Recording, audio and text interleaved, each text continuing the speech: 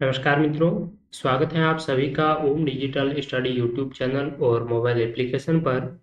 इस सीरीज के अंतर्गत हम राजस्थान और भारतीय संविधान और पॉलिटी से जुड़े महत्वपूर्ण प्रश्नों का डिस्कस कर रहे हैं, जिसके अंतर्गत राजस्थान लोक सेवा आयोग के द्वारा सेकंड ग्रेड भर्ती परीक्षा 2022 की विभिन्न पेपरों में जो प्रश्न पूछे गए हैं उन प्रश्नों का हम डिस्कस कर रहे हैं। तो आज के इस पेपर में, इस सीरीज में, इस सेशन में हम 22 दिसंबर 2022 को सेकंड ग्रेड एग्जाम जो फर्स्ट पेपर है उसमें पूछे गए राजस्थान पॉलिटी से जुड़े ये जो टॉपिक है, इन टॉपिक से जितने भी जो प्रश्न पूछे गए हैं इस पेपर में उनका डिस्कस करेंगे। बाकी इंडियन कॉन्स्टिट्यूशन, पॉलिटिकल सिस्टम से जुड़े कुछ प्रश्न थे उनका हमने कल के सेशन में डिस्कस किया। तो आज का हमारा जो ये सेशन रहेगा ये मेनली राजस्थान की पॉलिटिकल और एडमिनिस्ट्रेटिव सिस्टम पर आधारित रहेगा, जो बहुत ही महत्वपूर्ण है। आगामी आपके जितने भी ईओ आरओ है, इसके अलावा PTI, PSI, RAS, assistant professor, school lecturer, second grade teacher, junior accountant इत्यादि तमाम प्रतियोगी परीक्षाओं के लिए ये सीरीज काफी महत्वपूर्ण रहेगी। तो चलिए क्वेश्चनों की ओर बढ़ते हैं। क्वेश्चन है 67 नंबर, राजस्थान लोक सेवा आयोग में सदस्यों की संख्या कितनी है? तो इससे पूर्व जो प्रश्न थे हमने पिछले सेशन में डिस्कस किया, और अब 67 नंबर क्वेश्चन है कि राजस्थान लोक सेवा आयोग में सदस्यों की जो संख्या है वो कितनी है, टोटल मेंबर कितने हैं अध्यक्ष के अलावा। तो एक्सक्लूडिंग करें अगर चेयरमैन को, तो टोटल जो मेंबर हैं वर्तमान में पूछा है तो वर्तमान में 7 सदस्य हैं। आपको ध्यान में रखना है कि राजस्थान लोक सेवा आयोग, जो कि राजस्थान लोक सेवा आयोग अधिनियम 1949 के माध्यम से आरपीएससी का गठन होता है 22 दिसंबर 1949, ठीक है। और गठन के समय राजस्थान लोक सेवा आयोग में सदस्य और अध्यक्ष की संख्या कितनी थी? तो अध्यक्ष तो हमेशा एक ही होता है और सदस्य कितने थे? 2। यानी कि आपसे पूछा जाए कि आरपीएससी के गठन के समय इनका संगठन क्या था, तो गठन के समय एक अध्यक्ष और 2 सदस्य थे, लेकिन वर्तमान में 7 सदस्य और एक अध्यक्ष, यानी कि अध्यक्ष सहित सदस्यों की कुल संख्या पूछे तो आप कितनी बताएंगे? 8 बताएंगे, ठीक है। और इसकी जो स्थापना है वो आपकी 22 दिसंबर 1949 को इसका गठन हो गया था, लेकिन 20 अगस्त 1949 को राजस्थान लोक सेवा आयोग का अध्यादेश है वो जारी हुआ था। तो यहाँ देखिए आप कि सर्वप्रथम अगर जो कमीशन है, सेंट्रल पब्लिक सर्विस कमीशन है, इसकी जो स्थापना है वो आपकी जो ली कमीशन है उस ली कमीशन के आधार पर, उसके रिकमेंडेशन पर इस्टेब्लिशमेंट हुआ था, ठीक है। अगर राजस्थान लोक सेवा आयोग की बात करें तो राजस्थान के फॉर्मेशन के समय, राजस्थान के गठन के समय जब 22 प्रांत थे, 22 स्टेट्स थे, तो उस समय राजस्थान के केवल 3 स्टेट में, यानी कि जयपुर, जोधपुर और बीकानेर में 3 ही जगह लोक सेवा आयोग कार्यरत थे। और राजस्थान लोक सेवा आयोग का जो अध्यादेश है, गजट में इसका प्रकाशन है, राजस्थान लोक सेवा आयोग जो ऑर्डिनेंस 1949 है, ये 20 अगस्त 1949 को इसका गजट में नोटिफिकेशन है वो जारी हुआ था। और आपका गजट, ऑफिशियली गजट का जो प्रकाशन है, ठीक है, वो आपका हुआ था 22 दिसंबर 1949 को, ठीक है। तो ये जो ऑर्डिनेंस है ये तो आपका कब पब्लिश हुआ था? 20 अगस्त 1949 को, यानी कि अध्यादेश जो प्रकाशित हुआ था वो तो 20 अगस्त 1949 को, लेकिन फाइनली जो गजट गजट नोटिफिकेशन है वो जारी हुआ था 22 दिसंबर 1949 को। तो आपको ध्यान में रखना है इसका जो गठन है, राजस्थान लोक सेवा आयोग गठित कब हुआ, तो आपको ध्यान में रखना है 22 दिसंबर 1949 को इसका गठन है वो हुआ था। इसके बाद में, गठन के बाद में राजस्थान लोक सेवा आयोग के लिए आपके 2 रेगुलेशन भी जारी किए थे, ठीक है, 1951 में, जिसे कहा जाता है Rajasthan public service commission condition of service, यानी कि सेवा की शर्तें रेगुलेशन है 1951, और Rajasthan public service commission limitation of functions regulation 1951। तो इसके गठन के बाद में 2 रेगुलेशन भी जारी किए जा चुके हैं, ये भी आपको ध्यान में रखना है, काफी महत्वपूर्ण है, ठीक है। तो चलते हैं नेक्स्ट क्वेश्चन की ओर। और स्टार्टिंग में इसके जो एक चेयरमैन और 2 मेंबर थे, ये चीज बहुत महत्वपूर्ण है, आपको ध्यान में रखना है। और इनके पहले जो आपके चेयरमैन थे वो एस के घोष को इसके प्रथम चेयरमैन के रूप में अपॉइंट किया था। नेक्स्ट क्वेश्चन है, राजस्थान में पंचायती राज के संदर्भ में सही युग्म पहचानिए। स्वतंत्रता पश्चात राजस्थान ग्राम पंचायत अधिनियम का निर्माण 1949। तो ये बिल्कुल गलत है। यहाँ पर सही युग्म पहचानने की बात हुई है। तो स्वतंत्रता के बाद में अगर राजस्थान में ग्राम पंचायत के अधिनियम की बात करें तो स्वतंत्रता पश्चात सर्वप्रथम राजस्थान में 1953 को 1953 को राजस्थान ग्राम पंचायत अधिनियम 1953 है वो अस्तित्व में आया था। ठीक है, और इस अधिनियम के माध्यम से संपूर्ण राजस्थान में ग्राम पंचायतों की स्थापना की गई थी। तो ये 1953 का है, आपको ध्यान में रखना है। और उसके बाद में 1959 में एक अध्यादेश जारी हुआ था जिसका नाम है राजस्थान पंचायत समिति और जिला परिषद अधिनियम 1959। और इसी राजस्थान पंचायत समिति और जिला परिषद अधिनियम 1959 के तहत राजस्थान में सितंबर और अक्टूबर महीने में पहली बार चुनाव करवाकर आपकी एक निर्वाचक पहली बार पंचायत समिति और जिला परिषद में सदस्यों का है वो निर्वाचन किया था। और आपको पता हो कि 2 अक्टूबर 1959 को नागौर के बगदरी गांव से सर्वप्रथम पंडित जवाहरलाल नेहरू ने राजस्थान से पंचायती राज व्यवस्था का है वो शुभारंभ किया था। तो ये डेट है 2 अक्टूबर 1959। और इनके जो पंचायत समिति और जिला परिषद अधिनियम 1959 है इसके तहत राजस्थान में पंचायती राज संस्थाओं के सर्वप्रथम चुनाव हुए थे सितंबर अक्टूबर 1959 को। ठीक है, तो ये बात ध्यान में रखनी है। राजस्थान ग्राम पंचायत एक्ट पूछा जाए तो ये 1953 में, और राजस्थान पंचायत समिति और जिला परिषद अधिनियम पूछे तो वो 1959 में आया था। ठीक है, नेक्स्ट है राजस्थान स्वतंत्रता पश्चात राजस्थान पंचायती राज विभाग की स्थापना। तो राजस्थान पंचायती राज जो विभाग की स्थापना है तो यह 1949 की जगह 1953 लिखेंगे और यहाँ 1952 की जगह 1949 लिखेंगे। यानी कि स्वतंत्रता के पश्चात राजस्थान में पंचायती राज विभाग की स्थापना हो गई थी 1949 में। सादिक अली समिति के गठन की बात करें तो सादिक अली समिति है इसका गठन हुआ था 1964 में 1964 में। और इस सादिक अली समिति ने कुछ सुझाव दिए थे पंचायती राज के व्यवस्था में सुधार के संबंध में। और इसका राइट आंसर हो जाएगा गिरधारी लाल व्यास समिति। ये गिरधारी लाल व्यास समिति 1973 में गठित की गई थी और इस समिति के माध्यम से यह सुझाव दिया गया कि ग्राम सेवक, ग्राम सचिव इत्यादि पद है उनका सृजन, यानी कि ग्राम सेवक और ग्राम सचिव की नियुक्ति के संबंध में इन्होंने कुछ सुझाव दिए थे। इसके अलावा इन्होंने कहा था कि जो ग्राम पंचायत है, पंचायतें हैं, उनको वित्तीय संसाधन भी राज्य सरकार को उपलब्ध करवाए जाने चाहिए। ठीक है, तो ये गिरधारी लाल व्यास समिति थी। ठीक है, तो अगर राजस्थान में पंचायती राज की अगर बात करें, सर्वप्रथम स्टार्टिंग में हम बात करते हैं तो पहले 1949 में राजस्थान पंचायती राज विभाग की स्थापना हुई। उसके बाद में 1953 में राजस्थान ग्राम पंचायत अधिनियम 1953 अस्तित्व में आया। उसके बाद में 1959 में राजस्थान पंचायत समिति और जिला परिषद अधिनियम 1959 अस्तित्व में आया। उसके बाद में आपका क्या होता है, 2 अक्टूबर 1959 को राजस्थान में सर्वप्रथम पंचायती राज व्यवस्था का शुभारंभ किया पंडित जवाहरलाल नेहरू ने। ठीक है, अब अगर संवैधानिक बात को देखा जाए तो भारत सरकार ने 73वां संविधान संशोधन अधिनियम 1992 ये आपका संविधान में कॉन्स्टिट्यूशनल अमेंडमेंट करके, संवैधानिक संशोधन करके पंचायती राज को एक संवैधानिक मान्यता है वो प्रदान की गई थी। वो 73वें संवैधानिक संशोधन 1992 में। और ये जो एक्ट है ये लागू हुआ था, आपका ध्यान में रखना है, 24 अप्रैल 1993 को। कब?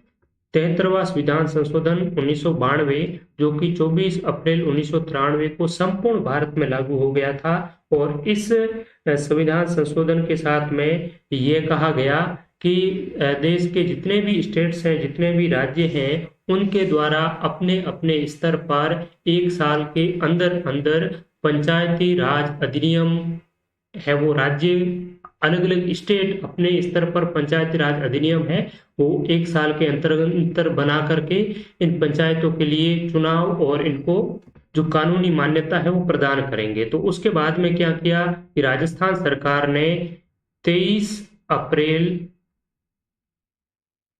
1994 यानी कि एक साल से एक दिन पहले 23 अप्रैल 1994 को राजस्थान सरकार ने राजस्थान पंचायती राज अधिनियम 1994 है उनको लागू कर दिया, मान्यता प्रदान कर दी गई। तो ये ध्यान में रखना है कि 73वां संवैधानिक जो संशोधन अधिनियम है वो कब प्रभाव में आया, तो वो तो आया था 24 अप्रैल 1993 को, लेकिन राजस्थान ने पंचायत जो पंचायती राज अधिनियम 1994 है वो कब लागू किया, वो लागू हुआ था 23 अप्रैल 1994। ठीक है, तो ये इतने महत्वपूर्ण फैक्चुअल डेटाज आपको ध्यान में रखना है अच्छी तरीके से।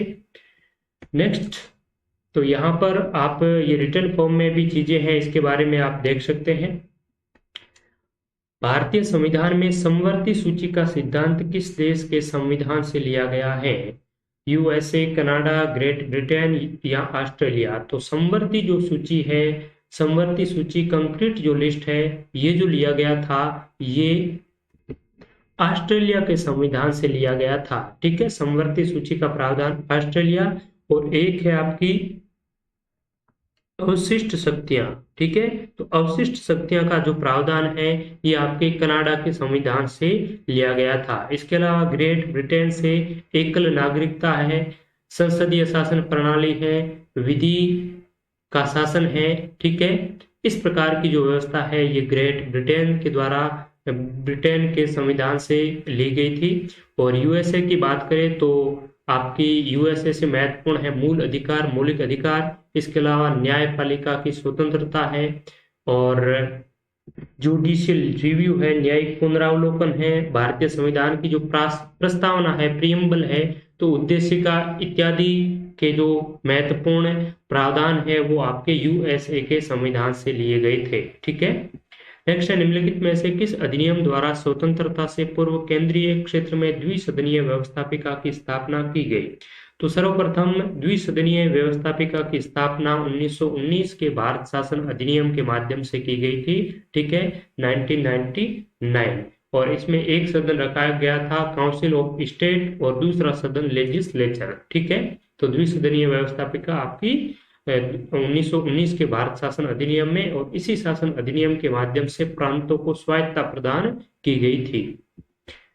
भारतीय संविधान की 11वीं अनुसूची में पंचायत के लिए कितने विषय दिए गए हैं? तो 73वें संवैधानिक संशोधन के माध्यम से ही 11वीं अनुसूची है वो जोड़ी गई थी, और उस अनुसूची के माध्यम से ही पंचायत के लिए टोटल 29 जो विषय है वो दिए गए थे 11वीं अनुसूची में। और 74वें संवैधानिक संशोधन के माध्यम से नगर पालिकाओं को 12वीं अनुसूची में 18 विषय है वो सौंपे गए हैं। ठीक है, तो पंचायत के लिए विषय की बात करें तो 29 है, और ये आप विषय देख सकते हैं। ठीक है, पहला जो है वो कृषि, जिसके अंतर्गत कृषि विस्तार शामिल है। दूसरा विषय है भूमि विकास, भूमि सुधार का कार्यान्वयन, चकबंदी और भूमि संरक्षण। तो ये जो विषय है ये बहुत बार परीक्षा में पूछे जाते रहे हैं कि कौन सा विषय पंचायती राज का नहीं है या कौन सा विषय नगर पालिका का नहीं है। तो आपको पंचायती राज वाले विषय एक दोनों में से कोई याद रखना है। अगर आप पंचायती राज वाले 18 याद रख लेंगे तो आप एलिमिनेट कर पाएंगे कि कौन सा पंचायती राज का है और कौन सा नगर पालिका का है। ठीक है, तो नगर पालिका के जो विषय है वो एक बार देख लेते हैं। देखिए, पहला तो है कृषि, दूसरा है पंचायती राज वाले जो विषय है वो देखते हैं। तो पहला कृषि का है, जिसके अंतर्गत कृषि का विस्तार शामिल है। दूसरा है भूमि विकास, जिसमें भूमि सुधार का कार्यान्वयन, चकबंदी और भूमि संरक्षण। तीसरा लघु सिंचाई, जिसमें जल प्रबंधन, जल विभाजक क्षेत्र का विकास करना, पशुपालन, डेयरी उद्योग और कुक्कुट पालन। तो इसमें इस प्रकार से दिया जाता है कि निम्न में से कौन सा विषय पंचायतों का है, तो उसमें पशुपालन, मत्स्य उद्योग या सामाजिक वानिकी, इस प्रकार से दे दिए जाएंगे। और चौथा एक आपका नगर पालिकाओं वाला दे दिया जाएगा। तो इसमें आप कंफ्यूज हो सकते हैं, इसलिए आपको ध्यानपूर्वक इन चीजों को देखना है। ठीक है, तो पशुपालन है, डेयरी उद्योग है, कुक्कुट पालन है, ये सारे के सारे पंचायतों के विषय है। मत्स्य उद्योग है, सामाजिक वानिकी और फार्म वानिकी है, लघु वन उपज, लघु उद्योग जिसके अंतर्गत खाद्य प्रसंस्करण उद्योग यानी कि फूड प्रोसेसिंग जो इंडस्ट्री है वो शामिल है। खादी ग्रामोद्योग और कुटीर उद्योग, ग्रामीण आवासन, पेयजल, ईंधन और चारा, सड़कें, पुलियां, पुल, फेरी, जलमार्ग और अन्य संचार साधन, ग्रामीण विद्युतीकरण जिसके अंतर्गत विद्युत का वितरण शामिल है। अपारंपरिक जो ऊर्जा के स्रोत हैं, ठीक है। इसके अलावा गरीबी उन्मूलन कार्यक्रम है, शिक्षा है, और शिक्षा के अंतर्गत ही आपकी जो प्राइमरी और जो माध्यमिक विद्यालय की जो शिक्षा है उसको शामिल किया गया है। तकनीकी प्रशिक्षण और व्यावसायिक शिक्षा, प्रौढ़ और अनौपचारिक शिक्षा, पुस्तकालय, सांस्कृतिक क्रियाकलाप, बाजार और मेले, स्वास्थ्य और स्वच्छता जिसके अंतर्गत अस्पताल हैं, प्राथमिक स्वास्थ्य केंद्र हैं और औषधालय भी शामिल हैं। परिवार कल्याण, महिला और बाल विकास, समाज कल्याण, दुर्बल वर्गों का, विशेष तौर पर जो आपके SC ST जनजातीय हैं उनका कल्याण, सार्वजनिक जो वितरण प्रणाली है, सामुदायिक आस्तियों का अनुरक्षण। तो ये 29 जो आपके पंचायतों के विषय है ये 11वीं अनुसूची में मेंशन्ड किए गए हैं और ये कौन से संवैधानिक संशोधन के द्वारा अंतस्थापित की गई थी, तो ये आपको ध्यान में रखना है 73rd कॉन्स्टिट्यूशनल अमेंडमेंट 1992 और ये लागू हुआ था आपका 24 अप्रैल 1993 को, ठीक है। तो ये चीजें हैं बहुत ही महत्वपूर्ण है और ये 12वीं अनुसूची में आपके 18 जो विषय है ये नगर पालिकाओं के शामिल किए गए हैं। तो ये नगर पालिकाओं वाला जो अधिनियम है वो आपका 74वां अधिनियम कहलाता है, 74वां संविधान संशोधन अधिनियम 1992। और ये अधिनियम कब लागू हुआ आपसे पूछ लिया जाए तो 1 जून 1993 को 74वां संविधान संशोधन अधिनियम 1992 है वो लागू हुआ था। तो इसमें ये जो विषय है ये आपके नगर पालिकाओं से संबंधित है, तो ये आपको अच्छी तरीके से ध्यान में रखना है। अगला प्रश्न है संविधान का कौन सा अनुच्छेद पंचायत में महिलाओं के 1/3 प्रतिनिधित्व की गारंटी देता है, यानी कि 1/3 जो रिप्रेजेंटेटिव होगा वो किनका होगा, विमेंस का ही होगा। तो ये कौन सा है, अनुच्छेद 243C, H, I और D। तो अनुच्छेद 243D में पंचायती राज में महिलाओं के आरक्षण के संबंध में प्रावधान किया गया है। भारतीय संविधान का जो भाग 9 है, ठीक है, भाग 9, उस भाग 9 के अनुच्छेद 243 से लगा करके 243O तक पंचायतों का वर्णन किया गया है।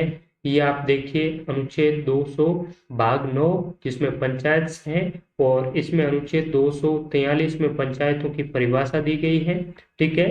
43A में ग्राम सभा के बारे में कहा गया है और 43B में कॉन्स्टिट्यूशन ऑफ पंचायत यानी पंचायतों का गठन, 243C में कंपोजिशन ऑफ पंचायत यानी कि पंचायतों का संगठन है। 43 में D में आपका रिजर्वेशन ऑफ सीट्स यानी कि पंचायतों की सीटों के आरक्षण की बात है वो कही गई है।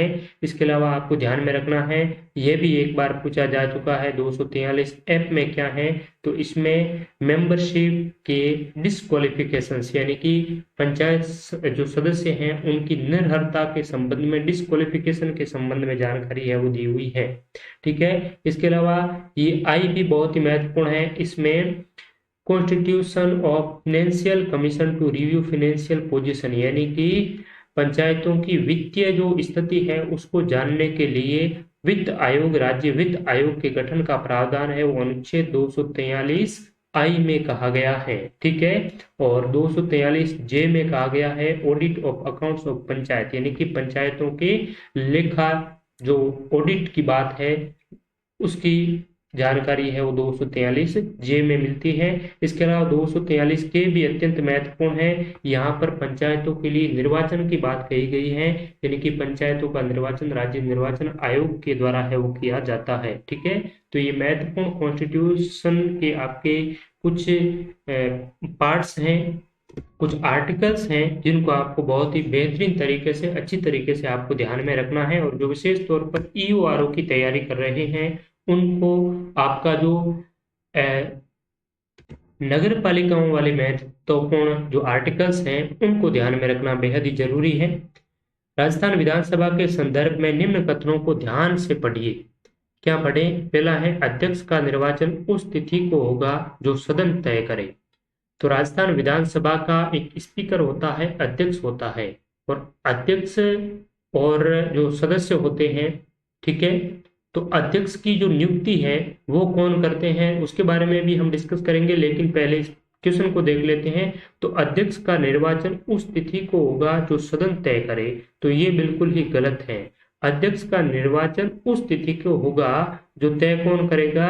गवर्नर करेगा, राज्यपाल करेगा। यानी कि राजस्थान विधानसभा के स्पीकर का निर्वाचन अगर करना है तो उसकी जो तिथि है, डेट फिक्स है, डेट का डिसाइड है, वो कौन करेगा? गवर्नर के द्वारा की जाएगा। और गवर्नर जो डेट का डिसीजन लेंगे, उस डिसीजन की जो जानकारी है प्रत्येक सदन तक पहुंचाने का कार्य कौन करेगा? विधानसभा का सचिव करेगा। ठीक है, तो उस समय तिथि की जो सूचना है, उस तय तिथि की जो सूचना है, राज्यपाल प्रत्येक सदन को भेजेगा। तो राज्यपाल नहीं भेज करके कौन भेजेगा? सचिव भेजेगा। तो तिथि का निर्धारण कौन करेगा? राज्यपाल करेगा। और उसकी जानकारी सदस्यों तक कौन पहुंचाएगा? सचिव पहुंचाएगा। तो इस दोनों ही कथन गलत हैं। तो 1 और 2 दोनों ही गलत हैं, इसलिए हमारा राइट आंसर है वो 3 हो जाएगा। अब बात करते हैं स्पीकर की। जब किसी भी राज्य में विधानसभा के चुनाव होते हैं, चुनाव होने के बाद में आपका विधान सभा के सदस्यों का जो शपथ प्रक्रिया वगैरह है, मंत्रियों वगैरह के, मुख्यमंत्री की, मंत्रियों की जो शपथ है, ठीक है, तो उन शपथ के दौरान जो कार्य वगैरह सामान्य कार्य होता है, वो विधानसभा में एक प्रोटेम स्पीकर के माध्यम से उस कार्यों में अध्यक्षता की भूमिका का निर्वहन किया जाता है। ठीक है, तो वो अस्थायी अध्यक्ष होता है। और अस्थायी अध्यक्ष आमतौर पर विधानसभा के जो सदस्य होते हैं उसमें से जो वरिष्ठतम सदस्य होता है उसको प्रोटेम स्पीकर के रूप में है वो नॉमिनेट किया जाता है, बनाया जाता है प्रोटेम स्पीकर। ठीक है, इसके बाद में बात करते हैं स्पीकर की, स्थायी स्पीकर की। ठीक है, तो ये स्पीकर जब आपका प्रोटेम स्पीकर के बाद में जब सदन की कार्यवाही वगैरह शुरू हो जाती है तो उस दौरान स्पीकर और जो आपके अध्यक्ष और उपाध्यक्ष दोनों की नियुक्ति के लिए है वो प्रक्रिया शुरू हो जाती है। तो संविधान में ये भी कहा गया है कि यथाशीघ्र अध्यक्ष और उपाध्यक्ष की नियुक्ति की प्रक्रिया है वो संसद में विधानसभा में अपनाई जाएगी। ठीक है, तो वो जितना जल्दी हो सके उनके स्पीकर और आपके जो आप वाइस चेयरमैन की नियुक्ति करनी है वो होती है। तो आपसे ये भी पूछा जा सकता है कि विधानसभा का अध्यक्ष और उपाध्यक्ष होता है नियुक्त, निर्वाचित या नाम निर्देशित। ठीक है, तो इसका चुनाव होता है और ये इलेक्ट होता है। ठीक है, और इसकी नियुक्ति की जाती है। ठीक है, तो ये आपको ध्यान में रखना है। तो इनकी नियुक्ति किन में से होती है, यानी कि अध्यक्ष किसको बनाया जा सकता है? तो अध्यक्ष और जो उपाध्यक्ष हैं वो विधानसभा के जो सदस्य होते हैं उनमें अपने में से ही बनाया जाता है चुनाव के माध्यम से। ठीक है, तो ये यहाँ पर दोनों ही आपके गलत हो जाएंगे। नेक्स्ट क्वेश्चन है, भारत की विदेश नीति की प्रमुख विशेषता है शांतिपूर्ण सह अस्तित्व की नीति, संयुक्त राष्ट्र के साथ सहयोग की नीति, उपयुक्त सभी गुटनिरपेक्षता की नीति। तो इसमें राइट आंसर हो जाएगा 3। भारत की विदेश नीति की प्रमुख जो विशेषता है गुटनिरपेक्षता की नीति है। भारत की ही अगुवाई में जो गुटनिरपेक्ष आंदोलन की शुरुआत हुई थी, जिसमें अब 120 सदस्य देश जुड़े हुए हैं। ठीक है, और अगर बात करें शांतिपूर्ण सह अस्तित्व की, तो अनाक्रमण, शांतिपूर्ण सह अस्तित्व इत्यादि जो 5 सिद्धांत हैं जिसे पंचशील सिद्धांत के नाम से जाने जाते हैं, 1954 को चाउ एन लाई जो चीनी प्रधानमंत्री थे, ठीक है, चाइना के राष्ट्रपति चाउ एन लाई और भारत के प्रधानमंत्री जवाहरलाल नेहरू ने 1954 में जो पंचशील सिद्धांत दिए थे उनमें 5 जो विदेश नीति के महत्वपूर्ण तत्व बताए थे जो कि महात्मा बुद्ध से प्रभावित होकर उन्हें पंचशील सिद्धांतों का प्रतिपादन किया, और ये भारत की विदेश नीति में एक बहुत ही महत्वपूर्ण भूमिका है वो अदा करते हैं। ठीक है, तो ये शांतिपूर्ण सह अस्तित्व की जो नीति है ये पंचशील सिद्धांतों का ही एक पार्ट है। नेक्स्ट है भारतीय संविधान सभा कांग्रेस थी और कांग्रेस भारत थी, यह किसने कहा?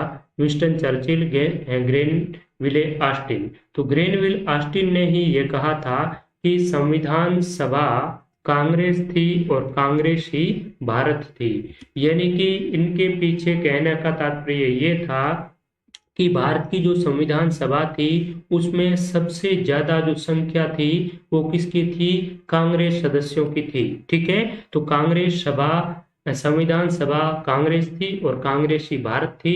यह ग्रेनविल ऑस्टिन ने अपनी एक पुस्तक लिखी थी, कॉन्स्टिट्यूशन ऑफ इंडिया। इस किताब में इन्होंने कहा है, और इन्होंने बहुत ही भारतीय जो संविधान है उनकी बहुत ही अच्छी तरीके से उनकी व्याख्या की है, विश्लेषण किया है, और इनकी कुछ जहां पर हो सके वहां पर आलोचना भी की है, और जो जहां पर प्रशंसनीय जो कार्य था उनकी इन्होंने बहुत प्रशंसा भी की है। ठीक है, तो ये ग्रेनविल ऑस्टिन है, ऑस्टिन, इन्होंने भारतीय संविधान पर बहुत कुछ लिखा है। ठीक है, तो यहाँ पर 2 राइट आंसर हो जाएगा। नेक्स्ट है संविधान के किस अनुच्छेद के तहत राज्यपाल किसी विधेयक को राष्ट्रपति के विचारार्थ सुरक्षित रख सकता है? तो अनुच्छेद 202, 201, 69 और 200।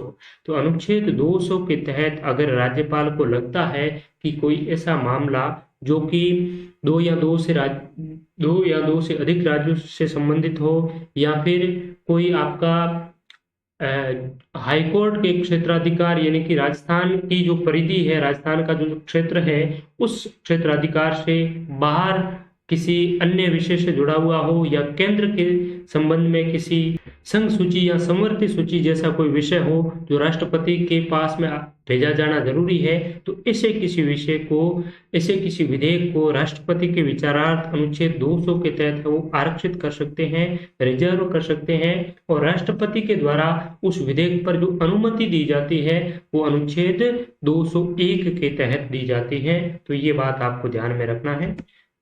तो आप सभी का बहुत बहुत धन्यवाद इस सेशन में जुड़े रहने के लिए। इसमें जो आज राजस्थान पॉलिटी के महत्वपूर्ण जो प्रश्न थे उनका विशेषतया हमने डिस्कस किया। उम्मीद करता हूं आपको ये सेशन अच्छा लगा होगा, और आगामी जो सेशन है उसमें हम और जो शेष सेकंड ग्रेड टीचर के जो एक ग्रुप बचा है उन 1-2 ग्रुपों के पेपरों का डिस्कस करेंगे। आप इस सेशन के सीरीज के बारे में कमेंट सेक्शन में आप जरूर बताएं ये सीरीज आपको कैसी लगी, और आपके कोई सुझाव हो और भी आपके कुछ डाउट हो, सुझाव हो, तो आप कमेंट सेक्शन में जरूर बताएं। आप सभी का बहुत बहुत धन्यवाद इस वीडियो को अंत तक देखने के लिए। इसके अलावा आपसे एक और निवेदन रहेगा कि आप इस चैनल पर पहली बार देख रहे हैं तो इसे सब्सक्राइब जरूर करें, और इस चैनल को अपने मित्रों के साथ में अधिक से अधिक आप शेयर अवश्य करें। इसके अलावा ओम डिजिटल स्टडी मोबाइल एप्लीकेशन और टेलीग्राम चैनल भी आप जरूर ज्वाइन करें। वहां पर आपको समय समय पर महत्वपूर्ण परीक्षा उपयोगी कंटेंट आपको मिलता रहेगा। इसके अलावा ओम डिजिटल स्टडी मोबाइल एप्लीकेशन पर विभिन्न राजस्थान की प्रतियोगी परीक्षाओं की टेस्ट सीरीज भी आपको है वो प्रोवाइड करवाई जा रही है। तो उस टेस्ट सीरीज के माध्यम से अपनी तैयारी को आप बहुत ही अच्छा बना सकते हैं, मजबूत बना सकते हैं, और जितना ज़्यादा आप प्रैक्टिस करोगे चीज़ों की उतनी ही ज़्यादा आपके अंदर कॉन्फिडेंस आएगा। साथ ही साथ आपके जो छोटी छोटी मिस्टेक्स से जो सवाल गलत हो रहे हैं, जो सिली मिस्टेक्स होती जा रही है, उन मिस्टेक्स को आप इम्प्रूव कर पाएंगे, सुधार पाएंगे जब आप प्रैक्टिस करेंगे मॉक टेस्ट के माध्यम से। तो परीक्षा से पूर्व